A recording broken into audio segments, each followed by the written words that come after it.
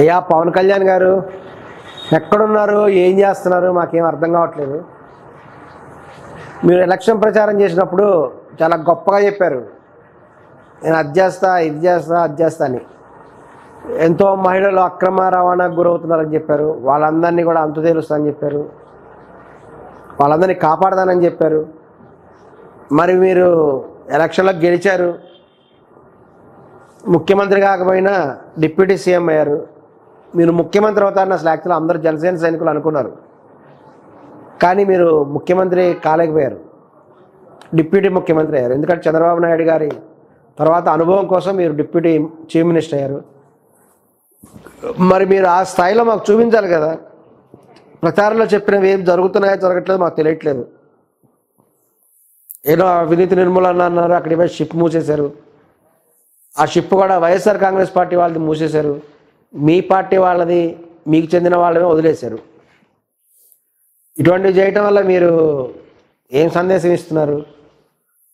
ఉన్నటువంటి వాళ్ళు కూడా పోయే అవకాశం ఉంది. అక్కడ ఉండే వాళ్ళకి తెలియదా?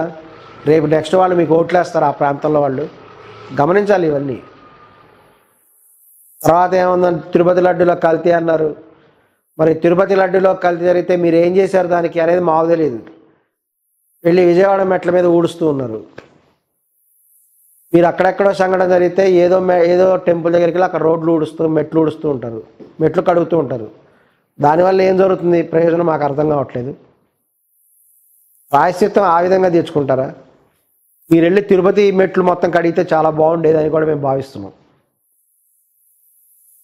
ఇప్పటికైనా మేల్కోండి. మీ యొక్క శక్తి సామర్థ్యాలు ఉపయోగించి అన్నీ చేయండి. మీరు ఏదైతే చెప్పారో అవన్నీ చేయండి. మహిళలను కాపాడుతున్నారు కదా, మరి ఆ విధంగా ఏ విధమైనటువంటి చేస్తున్నారు? మీరు చెప్పిన వాటన్నిటికి కూడా బలాన్ని చేస్తానని కూడా చెప్పినట్లయితే మీ వాల్యూ ఇంకా ఎంతో పెరిగి రేపు కాబోయే ముఖ్యమంత్రి కూడా అవుతారు కదా. మీరు మొన్న డిప్యూటీ చీఫ్ మినిస్టర్ లోకేష్ గారిని పెట్టాలన్నప్పుడు మీరు అలిగారని తెలిసింది. తెలుగుదేశం పార్టీకి మీకు మధ్య అంతరాలు వచ్చేసాయి, మీరు కోపంతో దూరంగా వెళ్ళిపోయారని కూడా తెలిసింది. కొంతకాలం అందుకే ఎవరికి కనపడకుండా మాయమైపోయారని, మీ కోపాన్ని ప్రదర్శించారని కూడా తెలిసింది. ఇప్పుడు చంద్రబాబు నాయుడు గారే మిమ్మల్ని బుజ్జగించి మళ్ళీ పిలిచారు దగ్గరికి, అది కూడా తెలిసింది. మరి మీరు ఉప ముఖ్యమంత్రి అయిన దేనికి? మీరు ఏం చేస్తున్నారు? మళ్ళీ రీసెంట్గా ఏదో వేరే రాష్ట్రానికి వెళ్ళిపోయారు, అక్కడ దేవాలయాల పర్యటనలు కూడా చేస్తున్నారు. మీరు దేవాలయ పర్యటనలు కూడా చేసే పని అయితే ఉప ముఖ్యమంత్రి ఉండటం ఎందుకు? మీరు ఎండోమెంట్ డిపార్ట్మెంట్ ముఖ్యమంత్రి అవ్వండి, ఎండో మినిస్టర్ అవ్వండి.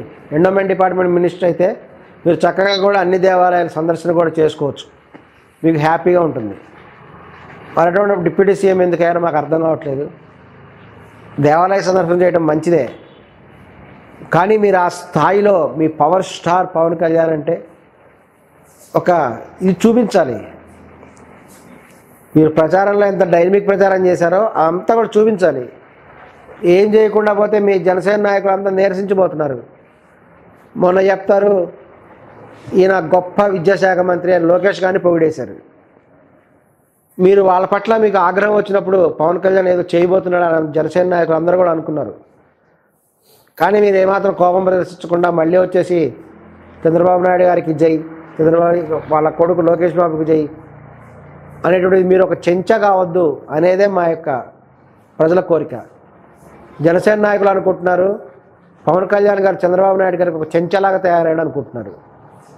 దయచేసి చెంచా స్థాయిలో ఉండద్దండి. మీరు ఒక చీఫ్ మినిస్టర్ స్థాయికి రావాలి అంటే ఆ స్థాయి స్టాండర్డ్స్ చూపించాలి ప్రజలకి. మీ జనసేన కార్యకర్తల యొక్క ధైర్యం పెంచేటువంటి విధంగా మీరు ప్రవర్తించాలి. ఆ విధంగా చేస్తారని భావిస్తున్నాం. నమస్కారం.